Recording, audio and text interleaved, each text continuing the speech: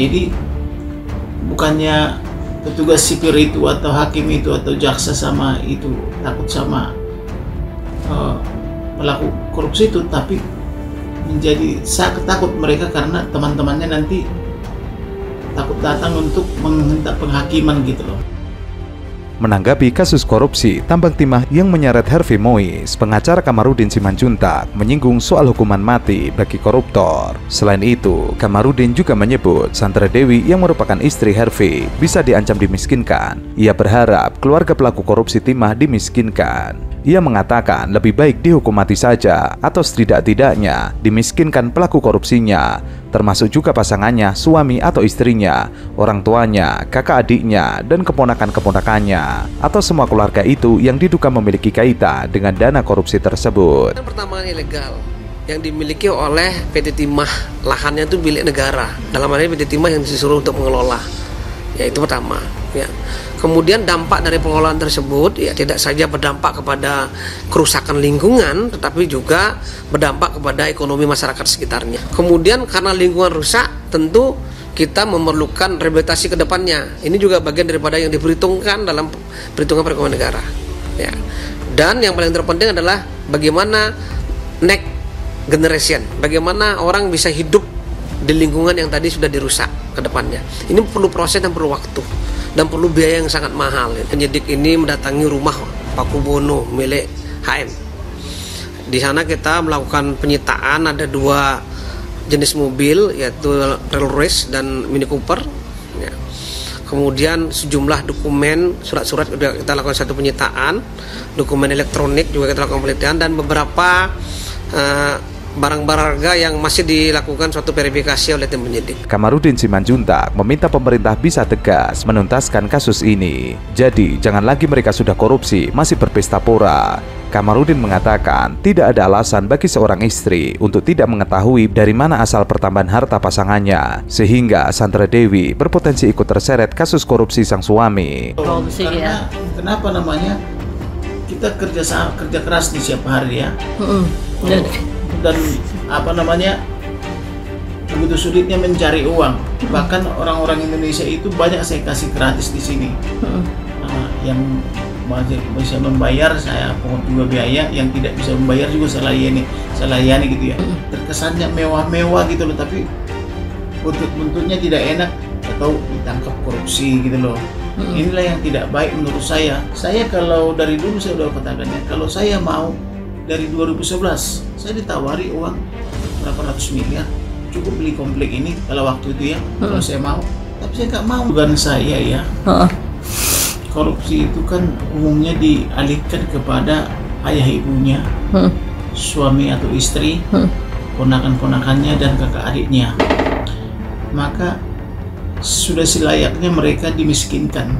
Korupsi ini kan ibaratnya kan melanggar pasal 2, pasal 3, pasal 18 ya. Tetapi kalau kita lihat selama ini di Indonesia sudah 24 tahun itu KPK, malah terkesan jaksa sama sipir itu terkesan takut sama pelaku korupsi itu. Kenapa takut? Karena teman-temannya orang-orang hebat. Ibaratnya gini loh, lu macam-macam sama gua. Jadi bukannya petugas sipir itu atau hakim itu atau jaksa sama itu takut sama pelaku korupsi itu, tapi menjadi sangat takut mereka karena teman-temannya nanti takut datang untuk menghentak penghakiman gitu loh. Sebelumnya, Kejaksaan Agung menyita mobil mewah milik suami Harvey Mois, suami dari Sandra Dewi, yang telah ditetapkan sebagai tersangka dugaan tindak pidana korupsi tata niaga komoditas timah di wilayah izin usaha pertambangan. Adapun mobil mewah milik Harvey Mois yang disita oleh penyidik Kejagung, yakni Rolls Royce dan Mini Cooper. Mobil Rolls Royce tersebut tiba di kantor Kejagung pada hari kemarin. Penyitaan mobil mewah itu dilakukan Kejagung setelah menggeledah kediaman Harvey Mois di kawasan Pakubuwono, Jakarta Selatan. Adapun mobil Rolls Royce tersebut diketahui merupakan kado ulang tahun ke-40 untuk Sandra Dewi dari suaminya Harvey Mois.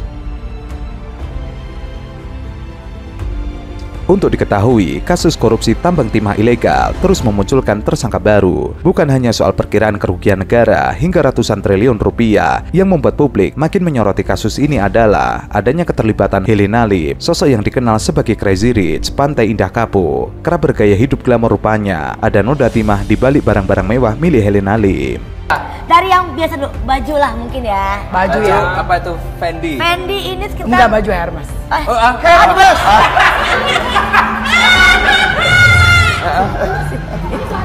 Kita ketahuan miskinnya kan? Nggak tahu. Hermes. Gosip. Hermes. Ini berarti Hermes. Berapa ini bajunya Hermes? Berapa sih? Udah ngeri. 40-an lah. 40 juta? Iya. Itu Gajinya malah 2 tahun. KW-nya aja udah 5 juta. Gimana sih? KW-nya 5 juta. KW-nya aja honor 1 kali manggung. Oh, 1 kali manggung. Apalagi? Anting. 100-an lah. 100 juta? Kanan doang. Kanan kiri. Kanan kiri. Pernah nggak sih mau ngasih 1? Kan gue berat sebelah kalau jalan begini dong. Cincin. Cincin dari Nah jari. ini gede banget ini. Itu Ini 3 karat. 6. 6 karat. 6 karat. Salah mulu ya? Iya. Enggak sih, Mas. Maaf, dia jujur ya, bukan sombong, itu jujur. Mas, aku jujur. 6. Kalau karat itu berapa sih mas? Aku kagak ngerti lagi gitu-gituan. Aku masih taunya gram. Belum tahu Nggak ada yang karat. karat-karat ya? Iya. Berapa? Kalau kira-kira? 2 itu biasanya berapa? 400, 500. Tapi kadang kalau udah dikali 2 bukan berarti harganya langsung 1 iya. M. Bisa Tapi pasti jauh. berarti 1 M kan ya? Enggak, lebih. Lebih? 4, 5. Lebih kurang. Nah. 4 miliar. Apa baju? Rokok dulu. Gimana sih? Rokok.